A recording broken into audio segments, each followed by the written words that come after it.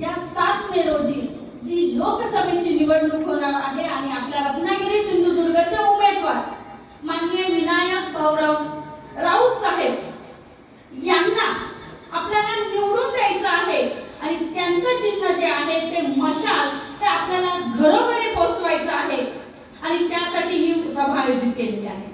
कोकणाकडे निष्ठेने पाहिलं जातं। कोकणामधला माणूस साधा बोळा असला तरी खरंच त्याच्या अंगामध्ये निष्ठा आहे। हे राजन साळवे साहेब असतील आणि आताचे उमेदवार जे आहेत आपले खासदार त्यांनी 10 वर्ष या मतदारसंघाचं नेतृत्व केलेलं आहे ते विनायक राऊत साहेब। त्यांचं तुम्ही जर पत्रक पाहिलं तर त्याची पहिलीच ओळ अशी आहे, कास निष्ठेची ठरलेली आहे, कास निष्ठेची आहे आणि मातोश्रीवर निष्ठा आहे आणि कोकणाच्या शांत सुंदर समृद्ध संस्कृतीचा मला विकास करायचा आहे। सातत्याने त्यांनी 10 वर्ष संसदेच्या सभागृहामध्ये कोकणाचा बुलंद आवाज मांडलेला आहे। कोकणातील स्थानिक माणसाचे प्रश्न त्यांनी मांडलेले आहेत। मग असं असताना सुद्धा आज आम्हाला काय यावं लागत आहे, कारण आताची दुनिया ही खोट्याची दुनिया झालेली आहे। खोटं बोल पण रेटून बोल। भले एखाद्या उत्पादनाची काहीच गुण येत नसेल पण जाहिरात अशी केली जाते जसं काही ती फेअर अँड लवलीची जाहिरात केली जाते की एक दिवस फेअर अँड लवली लावली की दुसऱ्या दिवशी लगेच सुंदरच होणार आहे। तशी सध्या जाहिरात झालेली आहे की एका बांधकाम तुम्ही टीव्हीला जाहिराती पाहत असाल, मुलगी आईला विचारते आई घर म्हणजे काय असतं आणि लगेच त्यांना ताईला फोन येतो, ताई तुम्हाला उद्या घर मिळतं। आपल्या सगळ्यांना माहिती आहे की घर घेणं ही इतकी सोपी गोष्ट नाहीये।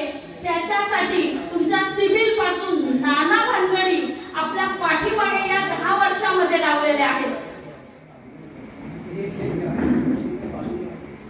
आणि मग या सगळ्या आणि असं दाखवलं जातं की म्हटलं की चुटकी सरशी घर झालं, म्हटलं की चुटकी सरशी एसटी दारामध्ये आली, म्हटलं तर आमची ताई लगेच 50% तिकिटावर दर माफी आहे म्हणून ती गावाला जाऊन आली। काय झालं आहे की तिला 50% रिझर्वेशन जरी असलं आणि 50% तिकिटाचे दर असले तरी देशामध्ये जो भाऊ बसलेला आहे त्या भावानी जिने राखी बांधली त्या बहिणीच्या भावना समजून घेतल्या नाही तर आता आमच्या या ताईच्या भावना कोण समजून येणार आहे, हा महत्त्वाचा मुद्दा आहे।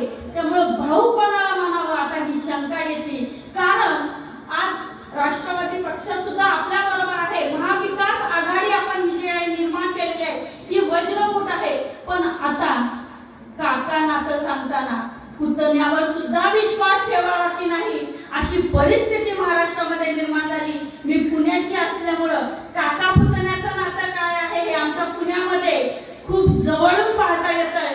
भाऊ काय आहे, भाऊ कोणाला म्हणावं, जी बहीण सातत्याने पाठीशी उभी राहिली तिच्या पाठीमध्ये खंजीर खुपसला आणि इथं कोकणामध्ये जे 4 आणि 8 आणे आहेत ज्यांना बाळासाहेब काय म्हणायचे, कोंबडी चोर म्हणायचे, त्यांनी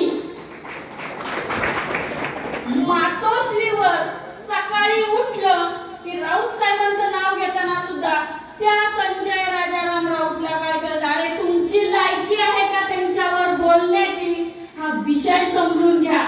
तुम्ही कोण होता, बाळासाहेबांनी डोक्यावर हात ठेवला म्हणून तुम्ही मंत्री झाला, नेते झाला आणि आज राऊत साहेब संजय राऊत साहेब ज्या ठामपणे उद्धव साहेबांच्या पाठीशी उभे आहेत, त्यांच्या पाठीशी उभे असताना त्यांनी जेलमध्ये जाऊन दिवस काढले पण पैशासाठी विकले गेले नाहीत।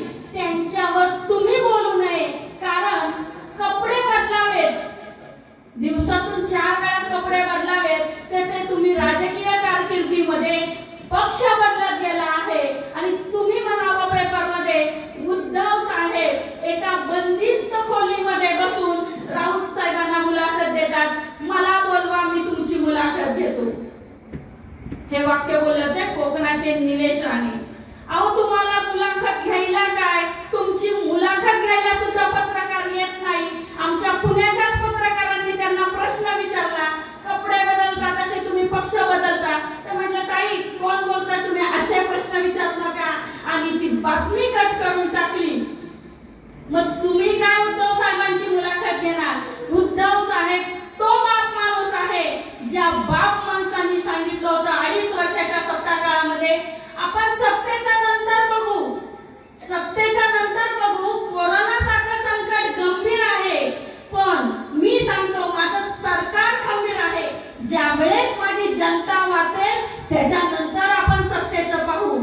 यांनी काय केलं, त्या काळामध्ये सत्यामध्ये विरोध कसा करता येईल, सतत रोज उठून काही ना काही संकट निर्माण कशी करता येतील हे पाहण्याचं काम केलं. म्हणून आज इथे यावं लागत आहे.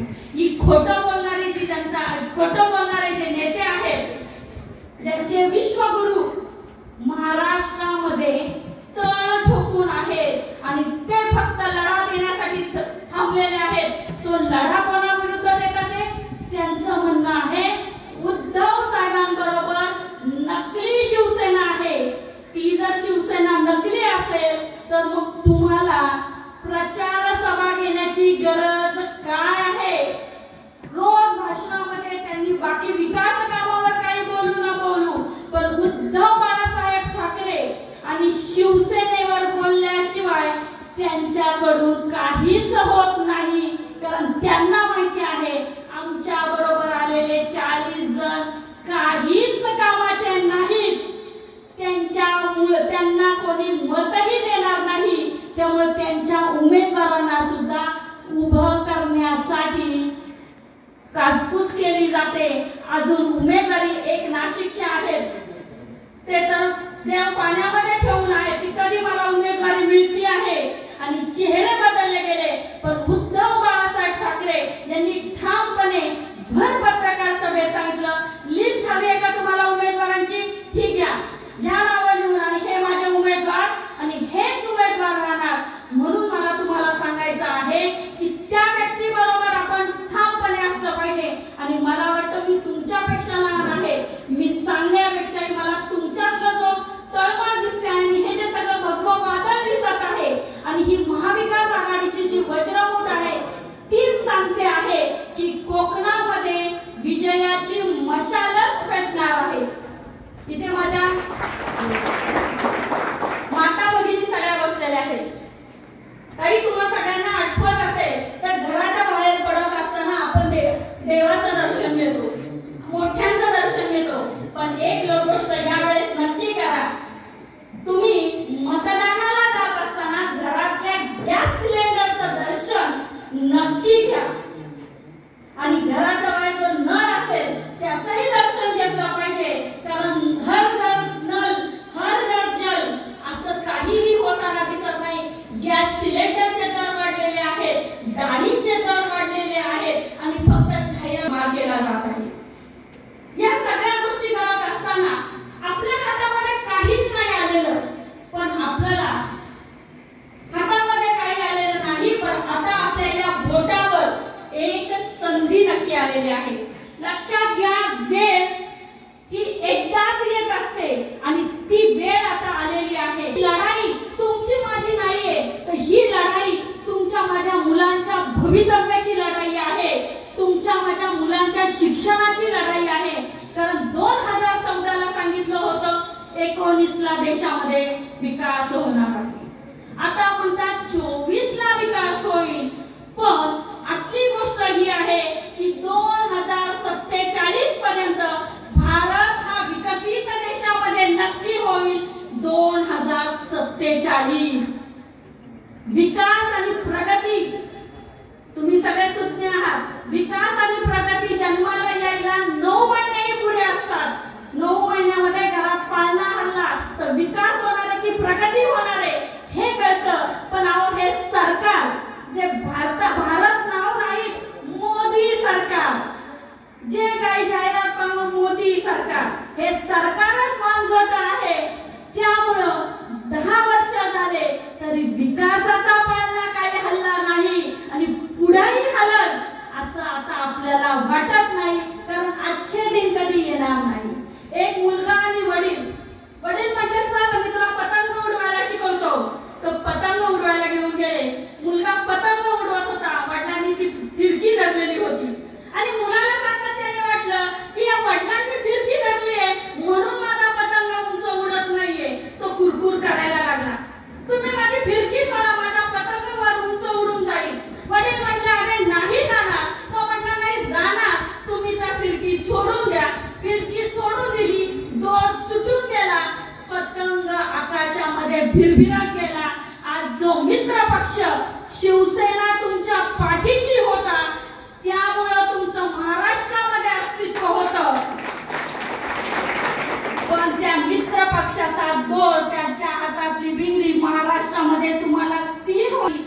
खंदे सामर्थ्य लागत होतं ते तुम्ही तोडून असा वाऱ्याकडे भिरणार आहे.